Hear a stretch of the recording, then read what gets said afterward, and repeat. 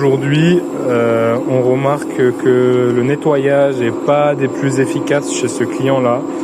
Il va bientôt monter son huilerie, donc il va falloir investir dans un nettoyeur. On voit pas mal de petits débris, des morceaux de paille, etc. Ça va le faire pour cet essai. On est en train de presser 13 kg de tournesol et on verra à la fin le rendement que ça nous donne. Donc voilà, on voit le tourteau qui sort avec une buse taille 11. Là, on est pas mal sur cette. On aurait peut-être pu descendre d'une taille de buse encore. On voit ici la tête de presse avec le contre-écrou. Ici, la crépine par laquelle sort l'huile. On peut voir l'huile sortir ici. Voilà, c'est juste pour les essais, ça tombe dans un seau avec une petite panière pour enlever une petite passoire pour enlever les gros résidus.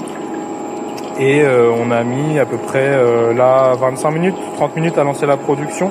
Le temps de choisir la bonne taille de buse. On peut voir ici nos colliers chauffants, voilà, qui viennent s'insérer pour du tournesol ou du colza, comme ceci sur la tête de presse. On l'enfonce et on vient préchauffer la machine avant le lancement de la production pendant environ 15 minutes.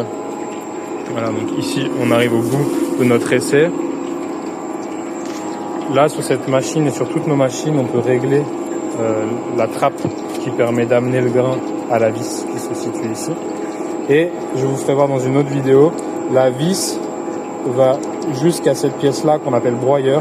Et la particularité et l'innovation sur nos presses, c'est qu'on peut régler la distance qu'il y a entre le bout de la vis et cette partie-là. Voilà.